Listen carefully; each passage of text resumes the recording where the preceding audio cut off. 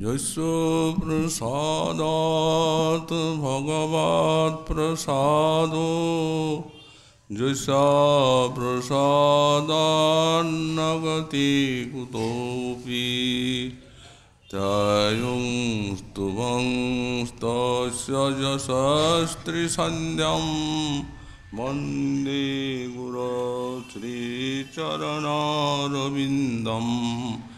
आजानुलम्बितभुजौ कनकावदातौ संकीर्तनैकपितरौ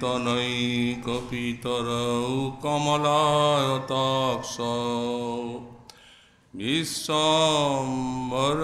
द्विजवरौ जुगधर्मपालौ वन्दे जगत्प्रियकरौ करुणावतारौ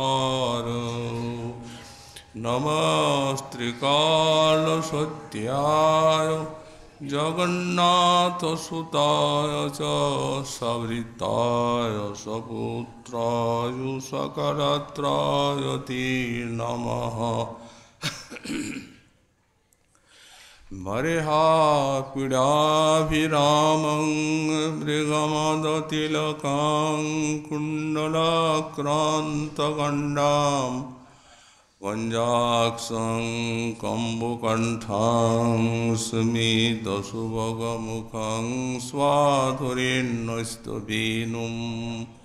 श्यामं शान्तं त्रिभङ्गं रविकरवसनं भूषितं वैजयन्त्या वन्दे वृन्दावनस्थं युवतिशतवृतं ब्रह्मगोपालवेशम् तप्तकाञ्चन गौरङ्गी राधे वृन्दावनेश्वरी वृषभानुसुते देवी तं नमामि हरिप्रिये।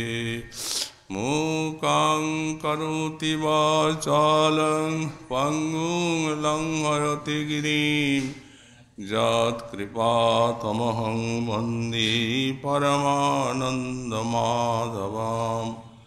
वाञ्छाकल्पतरुभ्यश्च कृपासिन्धुभ्य एव च पतितानां पावनेभ्यो वैष्णवेभ्यो नमो नमः।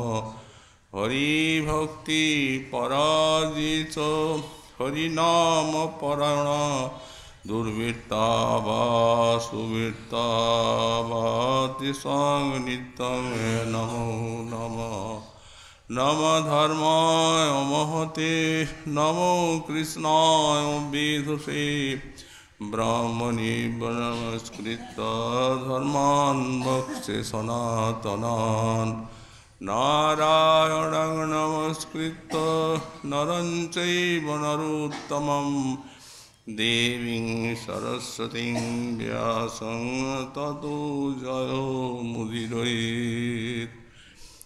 जय रूप सनातन भट्ट रघुनाथ श्रीजीव गोपाल भट्ट दास रघुनाथ छय गोसाईर करे चरण बंदन जाते विघ्ननाश अभीष्ट पुरन दुर्गमी पथिमेन्धश्च स्खलत्पादगतिर्मुहुः सकृपा जुष्टिदानेन संत संतु बलं बलम्।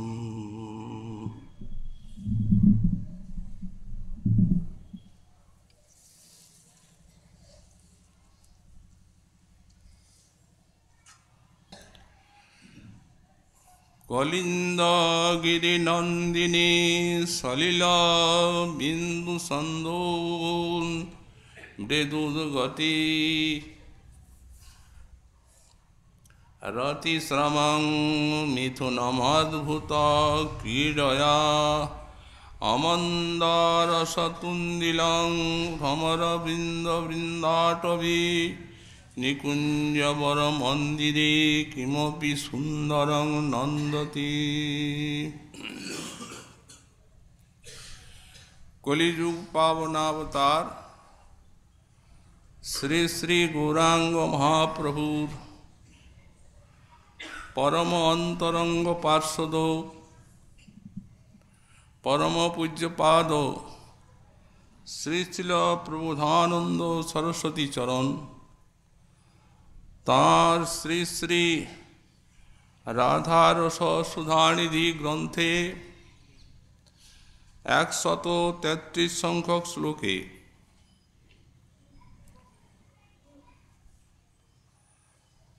শ্রী শ্রী রাধা মাধবীর নিকুঞ্জ বিহার বর্ণন প্রসঙ্গে বললেন, ভ্রমরবিন্দ বৃন্দাটবী নিকুঞ্জ বর মন্দিরে বৃন্দাবনের শ্রেষ্ঠ নিকুঞ্জ মন্দির। সেই নিকুঞ্জ মন্দিরে শিখর দেশে ভ্রমরকুল পুষ্পের সৌরভে আকৃষ্ট হয়ে মধুর গুঞ্জার করছে, যেন শ্রী শ্রী রাধা মাধবীর রসবিহার কীর্তন করছে তারা। আবার কলিন্দগিরি নন্দিনী সলিল বিন্দু ছন্দ ভ্রূণ মৃদুগতি রতিশ্রমম। যমুনার কুল, যমুনার জলকণাবাহী সুস্নিগ্ধ সমীরণ, সেই নিকুঞ্জ মন্দিরে প্রবাহিত হয়ে আর শ্রী শ্রী রাধা মাধবীর বিহার শ্রমের উপনোদন করছি। এই প্রকার অমন্দরস তুন্দিলম কিমপি সুন্দরম মিথুনম শ্রী শ্রী রাধা মাধবম। অমন্দরস তুন্দিল অর্থাৎ সুউচ্চ রসপুষ্ট কোন অনির্বচনীয় সুন্দর মিথুন শ্রী শ্রী রাধা মাধব অদ্ভুত ক্রীড়া নন্দতি, অদ্ভুত বিহারের দ্বারা পরমানন্দ রস আস্বাদন করছেন। গতকাল আমরা এই গ্রন্থের প্রারম্ভে এই গ্রন্থ শ্রবণের কীর্তনের ফলশ্রুতি এবং গৌড়ীয় বৈষ্ণবের একান্ত প্রয়োজনীয়তার কথা বলছিলাম। শ্রীমন মহাপ্রভুর পদাশ্রিত গৌড়ীয় বৈষ্ণব তাদের বিধিবিশ্রুত রাগ মার্গের ভজন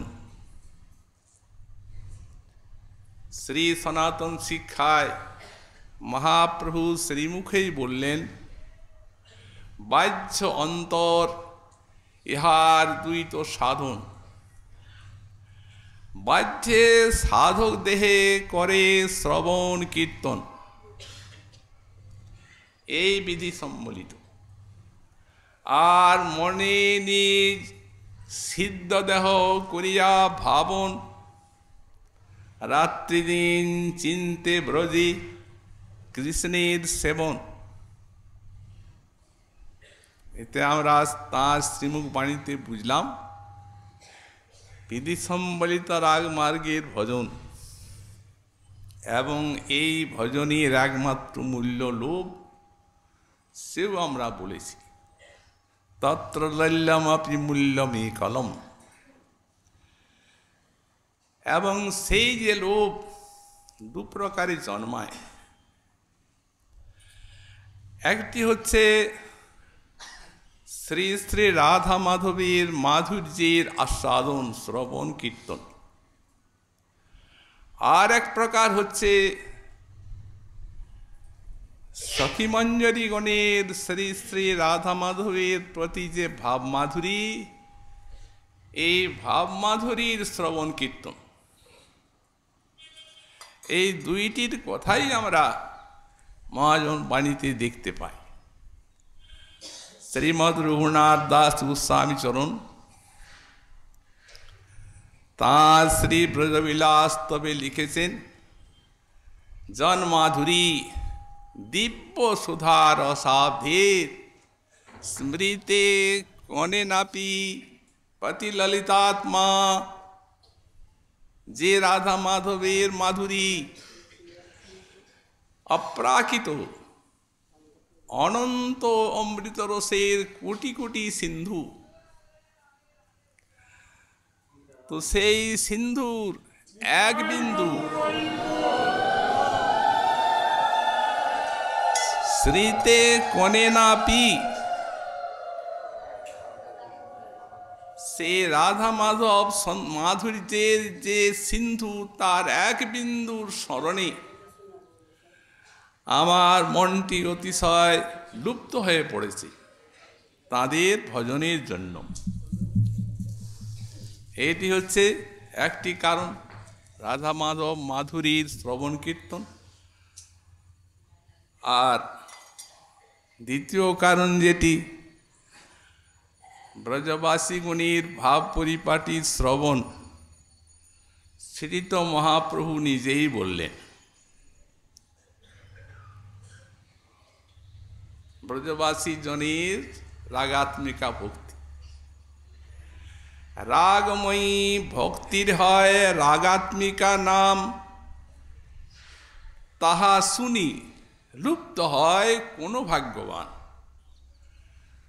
লোভে ব্রজবাসীর ভাবে করে অনুগতি, এই দুইটি কারণেই আমরা দেখতে পাচ্ছি। এই যে সব গ্রন্থ, এই গ্রন্থের আস্বাদনে শ্রবণ কীর্তনে একদিকে যেমন রাধা মাধব মাধুরীর আস্বাদন হবে,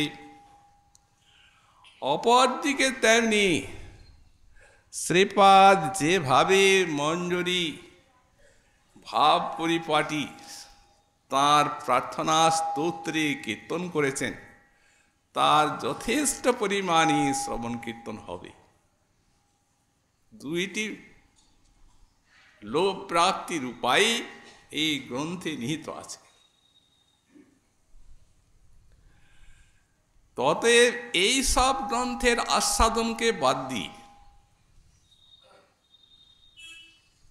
আর গৌড়ীয় বৈষ্ণব তার অভীষ্ট চরণে রাধারানীর চরণে মন ডোবাতে পারবেন না।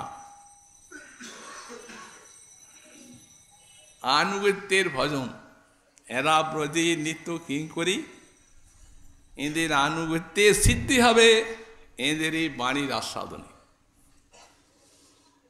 অন্যভাবে নয়। তাঁদের আদর্শে, তাঁদের এই বাণীতে প্রার্থনায় আমরা দেখতে পাব যে শ্রীল ঠাকুর মহাশয়ের বাণীটি কিভাবে সার্থক হয়েছে এদের এই বর্ণনার ভিতরে। উনি যে লিখলেন, ব্রজপুর বনিতার চরণ আশ্রয় সার করমন একান্ত করিয়া, এই একান্ত যে আশ্রয় রাধারানীর, এদের আনুগত্যে এই ভাব পরিপাটি শ্রবণের দ্বারাই জানা যাবে।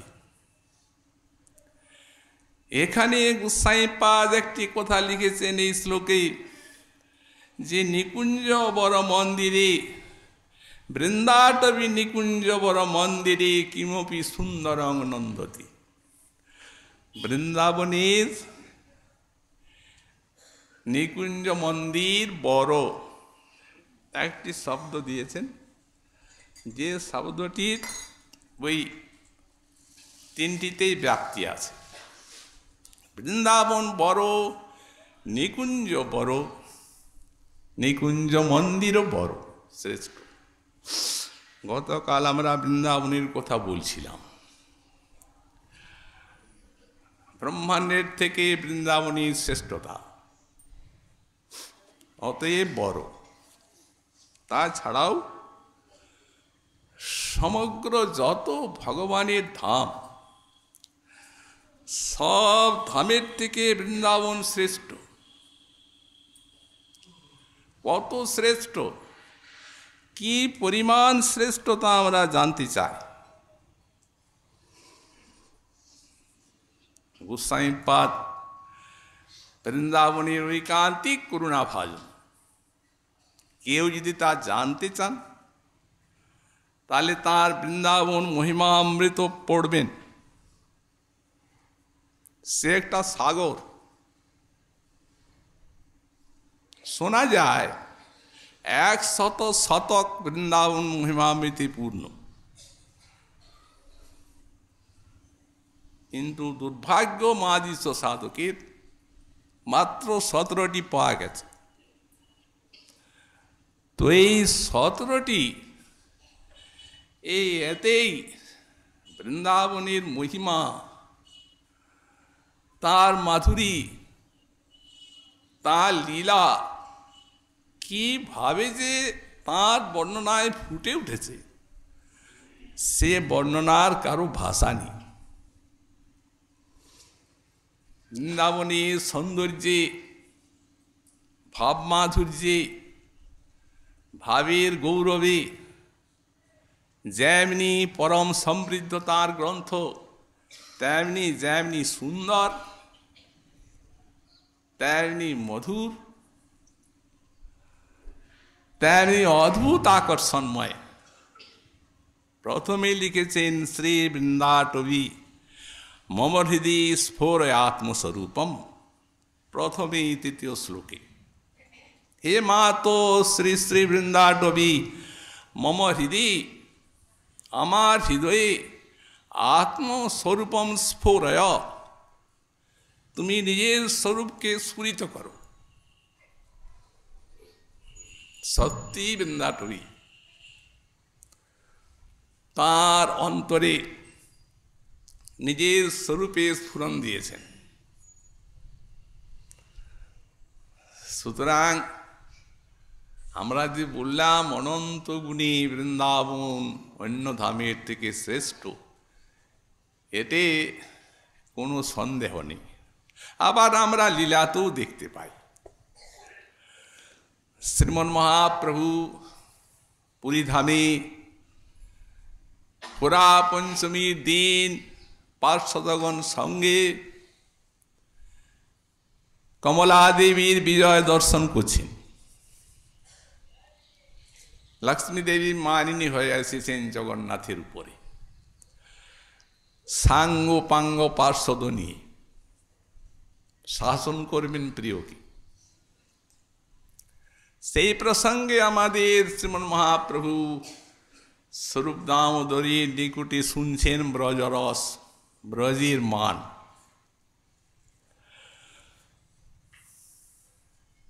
শ্রীবাস সেইখানে আছেন। তো তার নারদ প্রকৃতি আছে, ব্রজভাব সবাই আস্বাদন করেছেন মহাপ্রভুর পার্শ্বদ, কিন্তু এই নারদ প্রকৃতিটি নিয়ে উনি আরো শুনতে চাচ্ছেন বৃন্দাবনের মহিমা। শ্রীনিবাস কহে শুন স্বরূপ দামোদর, আমার লক্ষ্মীর হয় সম্পদ বিস্তর। তুমি বৃন্দাবনের এত গুণগান করলে, স্বরূপ বৃন্দাবনের কি ঐশ্বর্য আছে? বৃন্দাবনের সম্পত্তি কেবল ফুল কিশলয়। সেখানে তো কতগুলা গাছপালা আছে, ফুল আছে, কচি কচি পাতা আছে। গিরি ধাতু শিখি পিঞ্ছ গুঞ্জা ফলময়। আর ওখানের কি অলঙ্কার আছে? গিরি ধাতু মাখেন সকলে। আর শিখি পিঞ্ছ আছে ময়ূর পাখা, আর গুঞ্জা ফলের হার। এই দুগ্ধ আউটে আর দধি মথে তোমার গোপীগণে। আর আমার ঠাকুরানী বইছে দেখো রত্ন সিংহাসনে, কমলা দেবী রত্নসিংহাসনে বসে আছেন বৈকুণ্ঠে। পার্শ্বদগণ সঙ্গে মহাপ্রভু আসছেন শ্রীবাসের কথা শুনে। প্রভু কহে, শ্রীবাস, তোমার নারদ স্বভাব, ঐশ্বর্য ভাই, তোমার ঈশ্বর প্রভাব, ঈশ্বরের প্রভাব এবং ঐশ্বর্য তোমাকে ভালো লাগে, কিন্তু স্বরূপ দামোদর ইহ শুদ্ধ ব্রজবাসী, ঐশ্বর্য না ভাই, এ শুদ্ধ প্রেমে ভাসি, এ শুদ্ধ মাধুর্যময় প্রেমিক এই স্বরূপ। স্বরূপ দামোদর শ্রীবাসের কথা শুনে বলছেন, স্বরূপ কহেন, শ্রীবাস শুনো সাবধানে, বৃন্দাবনের ঐশ্বর্য তোমার নাহি পড়ে মনে। শোনো বলছি, বৃন্দাবনের সাহজিক যে সম্পদ সিন্ধু, মথুরা দ্বারকায় সে সম্পদের এক বিন্দু।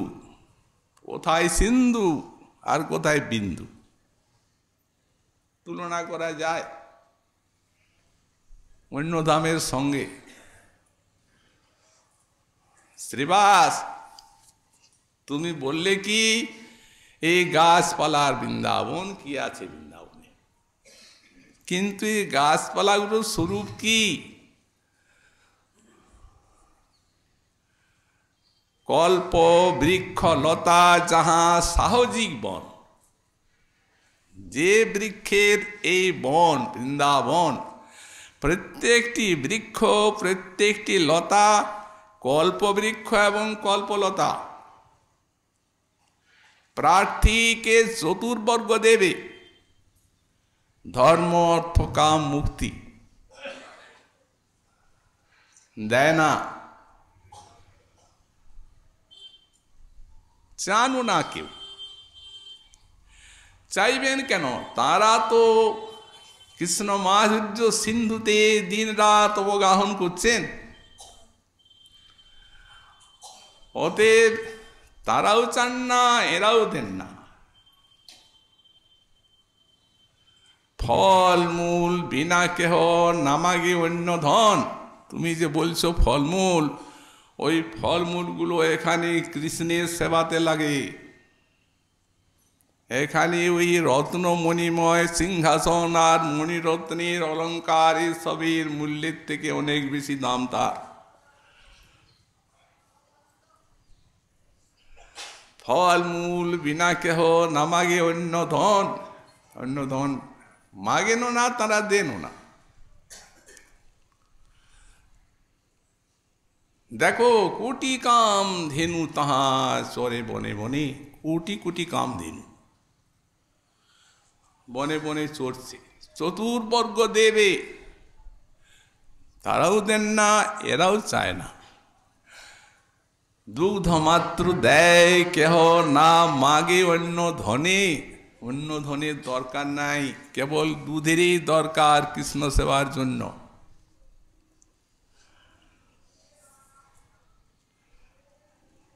তো সুতরাং এই বৃন্দাবনের যে প্রকৃতি ভূমি, চিন্তামণিময় ভূমি, রত্নের ভবন, চিন্তামণি গণ দাসীর চরণভূষণ পড়ে আছে কোথায়? চিন্তামণি। যে চিন্তামণি একটা থাকলে কোনো মানুষ সারা বিশ্বের ঐশ্বর্য ভোগ করতে পারবে, যা চাইবে তাই পাবে, চাইলেই পাবে। এইরকম চিন্তামণি এ বৃন্দাবনের দাসীগণের পায়ে পড়ে আছে চরণভূষণ। চিন্তামণি চরণভূষণ মঙ্গনানাং ব্রহ্মসংগীতে আছে, কারো মুখের কথা না। সুতরাং দেখো স্বরূপ, সকল লোকের কথা যেন দিব্য গীত, সহজ গমন যেন নিত্য পরতীত। তুমি বললে তোমার গোপী ওই দুধ ফুটাচ্ছে আর দধি মন্থন করছে, তাদের স্বরূপটা জানো? লক্ষ্মী যিনি গুণ যাহা লক্ষ্মীর সমাজ।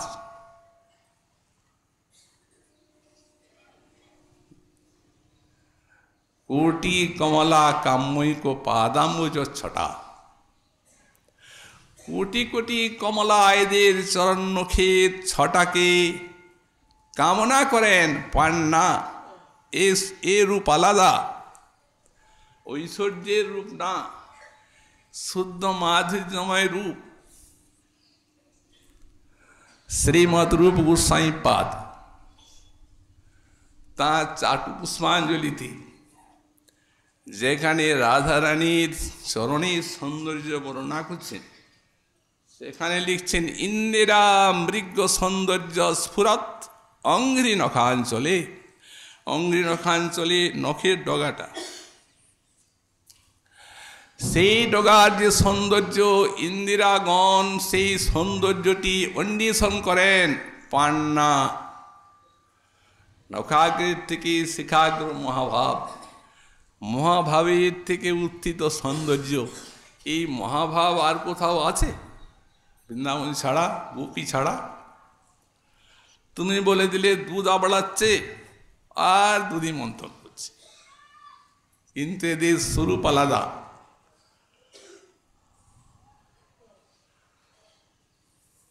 তো সুতরাং এ কারো মুখের কথা নয়। চিদানন্দ জ্যোতি যাহা সাধ্য মূর্তিমান, আর বংশীধ্বনি করে যাহা প্রিয় সখীর কাজ। বংশীধ্বনি হচ্ছে এখানে দুটি, আর চিদানন্দ জ্যোতি আসাধ্য মূর্তিমান বৃন্দাবনী। শোনো, আমি বলিনি, ব্রহ্মা স্তুতি করে রেখেছে। শ্রিয় কান্তা কান্ত পরম পুরুষ কল্পতরব দ্রুমা ভূমিশ্চিন্তা মণিময়ী তয়মৃতম কথা গানম নাট্যং গমনম বংশী প্রিয় সখী চিদানন্দ জ্যোতি পরমপি তদা সাধ্যপি চ। এই ব্রহ্মসংগীতা শুনেই শ্রীবাস পরমানন্দে নৃত্য করতে লাগলেন। কক্ষ তালা তালি বাজায় করে অট্ট অট্ট হাস। তার মানে ওটা তো শোনবার জন্যই উনি এই কথাটা তুললেন না, যাতে আরও ব্রজের ঐশ্বর্য মাধুর্য কিছু শোনা যায়।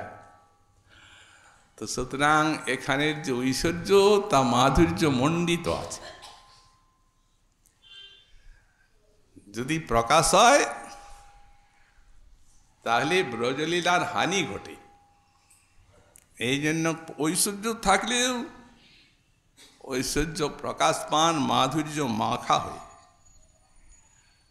তাই তো চরিতামৃতে দেখা যায় মধুর ঐশ্বর্য মাধুর্য কৃপাদি ভাণ্ডার যোগমায়া দাসী যাহা রাসাদি লীলা সার।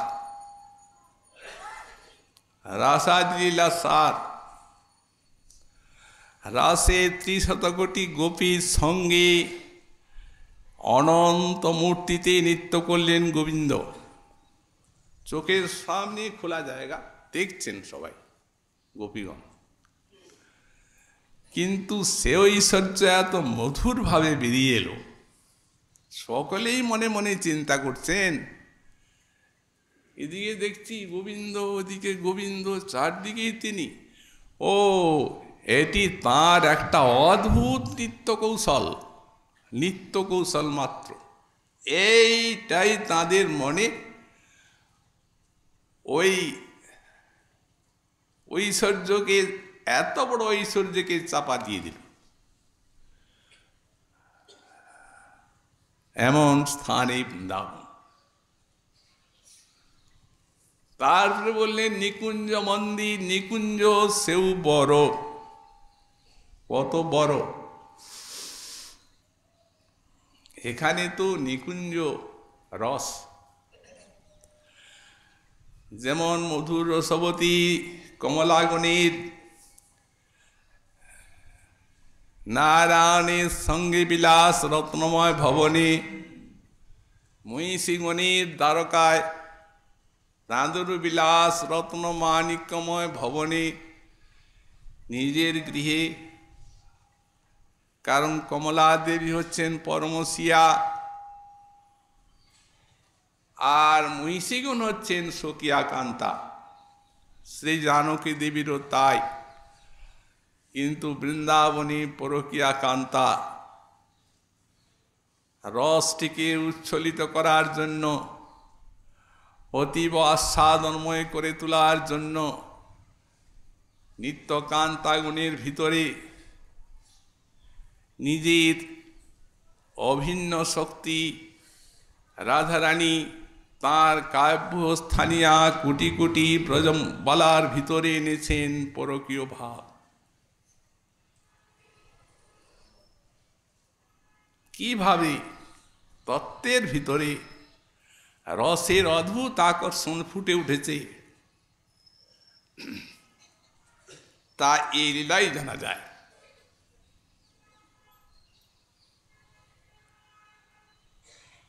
কে বলে পরকীয়া? কৃষ্ণ এবং রাধা অভিন্ন স্বরূপ, এক আত্মা, দুই দেহ ধরি অনন্যে বিলসে। কি জন্য বিলসে? রস আস্বাদন করি। তো যেখানে রস আস্বাদন করতেই যখন দুটি স্বরূপ, যেখানে রসের উল্লাস চরমতা, কোনো কুণ্ঠা নেই, কোনো প্রকারের অন্তঃকরণের মধ্যে দ্বিধা নেই, নির্দ্বিধায় অসংকুচিত অফুরন্ত রস আস্বাদনের এই পরিপাটি জুগিয়েছেন শ্রী শ্রী যোগমায়া কৃষ্ণের ইচ্ছা। তাই তো এদের সেই আপন আপন গৃহে কৃষ্ণ সেবা নয়, এদের নিকুঞ্জ ভবনে। আর নিকুঞ্জ ভবনের যে স্বরূপ, সেই যে রত্নময় মণিমাণিক্যময় যে অট্টালিকা দ্বারকার বৈকুণ্ঠের, তার থেকে কোটি কোটি গুণ সুন্দর, অফুরন্ত গুণে আকর্ষক, গোপী সহ গোপীনাথী লীলার উদ্দীপক, মাধুর্যময় এই নিকুঞ্জ ভবন। তা যদি না হতো তাহলে দেখুন বিরহাবসরে এত কাঁদলেন গোপীগণ, কিন্তু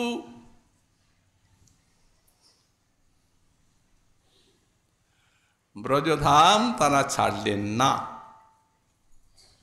হ্যাঁ, ভাগবতে আমরা দেখতে পাই যে কৃষ্ণ মিলনের উদগ্র আকাঙ্ক্ষায় সব ব্রজবাসী গেলেন কুরুক্ষেত্রে।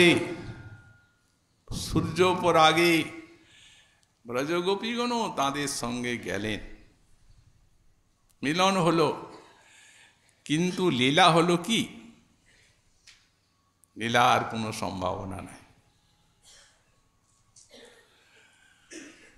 কৃষ্ণ তাদেরকে বললেন এই লোক সমাজে ভাব গোপন করে আবরণের কথা, আর তারাও পরম বিদগ্ধা, কোনো গুণে কম নন, তারাও আবরণের ভিতরে উনার কথার উত্তর দিলেন। ঢাকা যোগ জ্ঞানের আবরণে নিয়েও বললেন, ওরাও সেই প্রকারে উত্তর দিলেন। আমাদের শ্রী মহাপ্রভু তা সাধন করেছেন।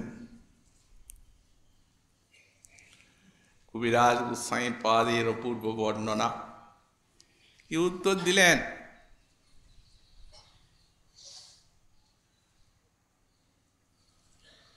অন্যের হৃদয়ে মন আর আমার মন বৃন্দাবন, মনে মনে এক করি জানি, তাহা তোমার পদদ্বয়, করাও যদি উদয়, তবে তোমার পূর্ণ কৃপা মানি। আমরা সেইখানে তোমাকে চাই। এইখানে হাতি ঘোড়া লোকজন এই স্থানে এই পরিবেশের মধ্যে নয়, কৃপা করবে সেইখানে চল, দর্শন দাও। প্রাণনাথ সোনমোর সত্য নিবেদন, ব্রজ আমার সদন গেহজুষাম, তাহা তোমার সঙ্গম না পাইলে না রহে জীবন।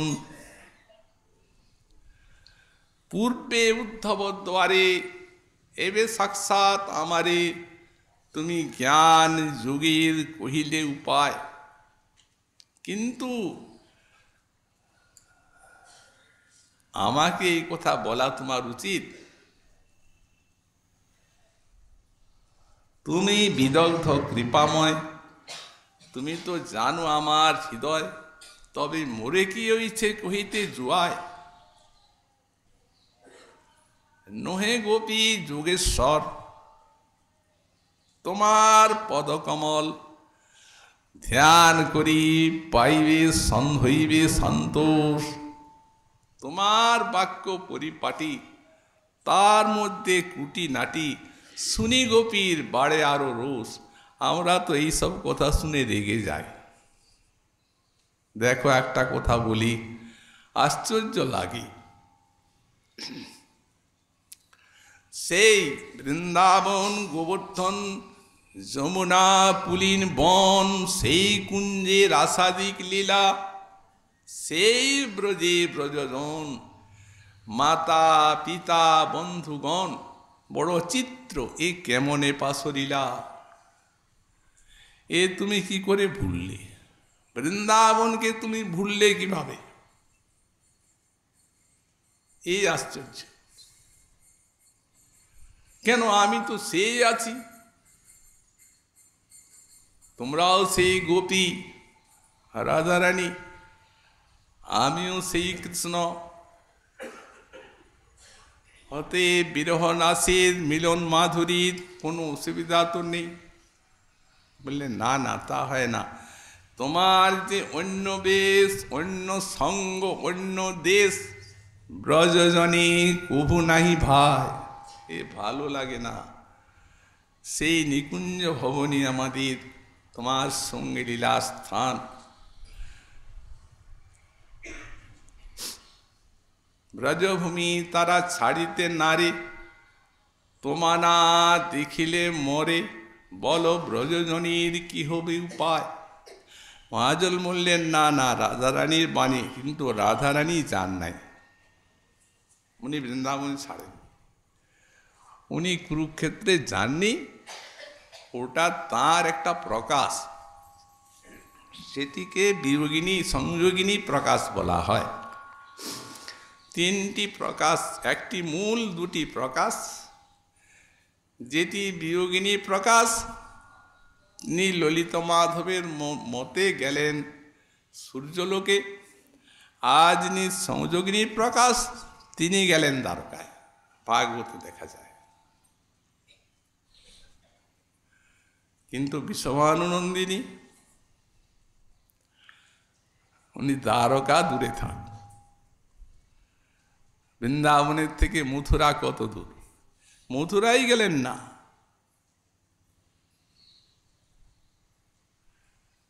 ভ্রমরকে দূত কল্পনা করছেন রাধারানী ভ্রমর গীতে। ভ্রমর গুঞ্জার করতে করতে কোন দিকে চলে গেল, ঈশ্বরী কলহান্তরিতা দশা প্রাপ্ত হলেন। তখন সেই সময় অন্য এক ভ্রমরই হোক বা সেইটাই হোক এসে গেছে,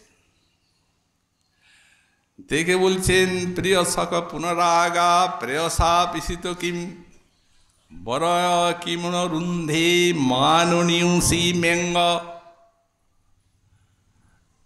এই যে প্রিয় সখী তুমি এসেছো, গলা কাঁপিয়ে কাঁপিয়ে বলছে, মূর্ছা হয়েছিল তো, আবার এসেছো।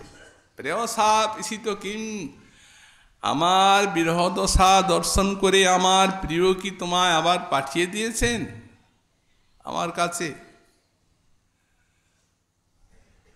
তুমি আমার মাননীয়, আমি ইচ্ছা করি তোমায় বর দেব, বরয় কিমনুরুন্ধে, এখানে অনুরুন্ধে এটা হয় না, অনুরুৎসে হবে।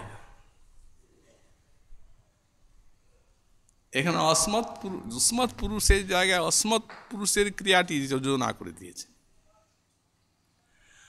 বরয় কিমনুরুৎসে জায়গায় বলেছেন বর কিমনুরুন্ধে, অর্থাৎ তুমি আমার কাছে কি বর চাইতে ইচ্ছা করিতেছি, এইরকম শব্দটা, ক্রিয়াটা। গোস্বামীপাদ বলেন এই যে মূর্ছার জন্যই বিপর্যয়। তুমি আমার মাননীয়, বলো কি বর চাই।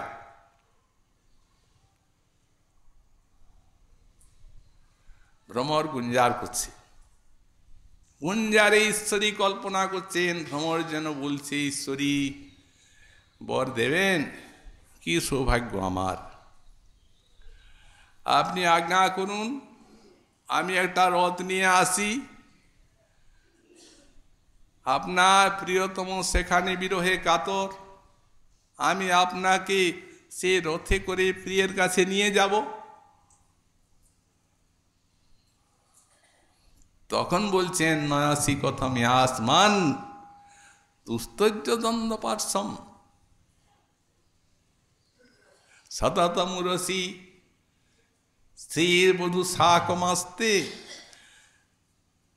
হে প্রিয় দূত, তুমি আমার প্রিয় সখা বললাম,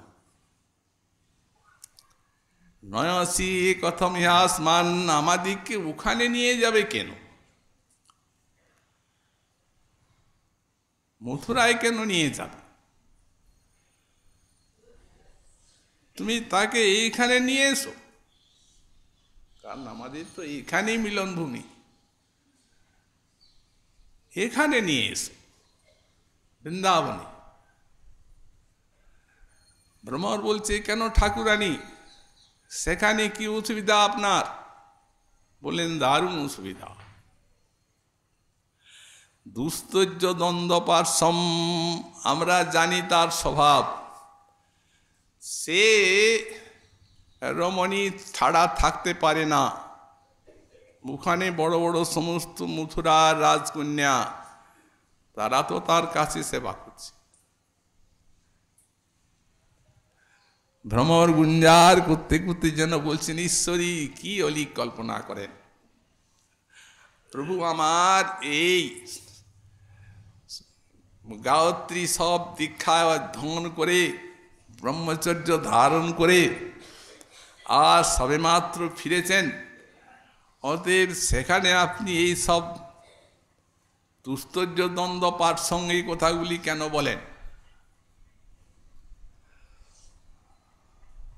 কোনো ভয় নেই, কোনো অসুবিধা নেই, আপনি চলুন। বলল রে শ্রীর বধূ উরসী সতত সৌম্য শ্রীর বধূ সাকমাস্তে, আমরা জানি অন্য কোনো রমণী নাই হোক রাজকন্যা, কিন্তু কমলা তো আছে, তিনি তো সর্বদা তাঁর হৃদয়ে বিরাজ করছেন,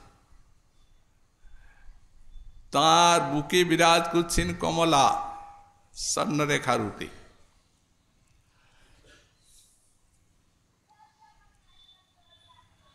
ইনি কোন কমলা? এক কমলা তো তপস্যা করছেন বেলবনে, ইনি হচ্ছেন ইন্দিরার একটা প্রকাশ।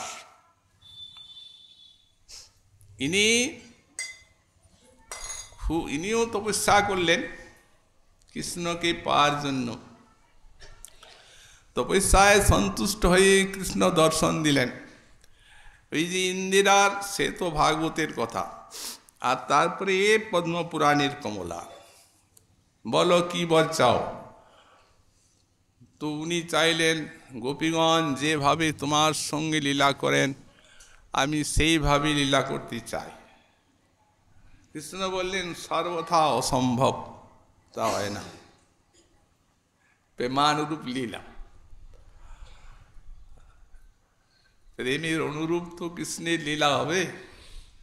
কৃষ্ণের অন্তরে স্বভাব জাগায় প্রেমিকের প্রেম, তাছাড়া ওই হৃদয়ে কামনার সৃষ্টি করার কারো ক্ষমতা নেই। প্রেম নিজের স্বভাব অনুসারে এবং নিজের জাতি অনুসারে সেই কামনা সৃষ্টি করবে। কমলার তারই অংশ নারায়ণের সঙ্গে বিলাস হবে, স্বয়ং ভগবানের সঙ্গে অসম্ভব। বললেন তা অসম্ভব হয় না, ওটা হবে না। তো বললেন তাহলে তোমার বিগ্রহে কোনো রূপে একটু থাকতে চায়, জায়গা দাও। বললেন ঠিক আছে, তাহলে এই বুকে থাকো, বাম বক্ষে স্বর্ণরেখা রূপে থাকো। তো তাকে অঙ্গীকার যখন করলেনই, উপেক্ষা করলেন যখন, তখন আবার স্বর্ণরেখা রূপে জায়গাও দিলেন নিজের শরীরে। বললেন হ্যাঁ, জায়গা দিলেন, তার একটি কারণ ছিল। সে কারণটা কি? মানিনী রাধা মান প্রসাদনের জন্য গোবিন্দ রাধারানীর চরণটি বুকে ধরেছেন। অনেকক্ষণ কাঁদতে কাঁদতে রাধার চরণ ঘর্মাক্ত, চরণের অলক্তক সে ঘামে সিক্ত হয়ে আছে। এখন কমলা আছেন স্বর্ণরেখা রূপে, রাধার সে অলক্তক ওনার উপরে ছাপ দিয়ে। স্বর্ণরেখা রূপে কমলা বিরাজি উজ্জ্বল বুকের পাশে, তাহারে আবরি রাধার যাবক মণ্ডল।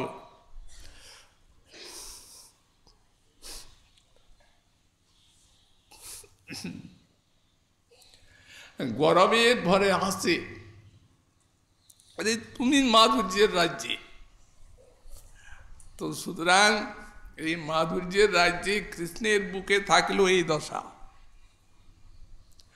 এখানে ঐশ্বর্যের বস্তু মাধুর্যের রাজ্যে থাকলে মাধুর্যের লাথ খেতে হবে, দেখছেন তো। তো এই জন্য এইটি বোঝাবার জন্য মাধুর্য উপাসনা বিনা কোনো প্রকারই ব্রজভাব লাভ করা যায় না। ঐশ্বর্যের গন্ধ থাকলে হবে না, মাধুর্য ভাব থাকা চাই। তো সুতরাং সে তো এখন মথুরায় আছে, ভ্রমরকে বলছেন, অতএব আমরা এখানে ছিলাম তো আমাদের ভয়ে স্বর্ণরেখা রূপে ছিল এতদিন। আমার মনে হয় সে এখন স্বর্ণরেখা রূপে নাই, সে এখন সাক্ষাৎ নিজের স্বরূপে স্বরূপ প্রকাশ করে ওর সঙ্গে বিলাস করছে। ঠাকুরানী কি করে জানলেন? বললেন যেহেতু মাধুর্যকে অনাদর করে ঐশ্বর্যকে সে গ্রহণ করল, যখন ঐশ্বর্যের সম্বর্ধনা করল তখন ঐশ্বর্যময়ী কমলা ছাড়বে তাকে?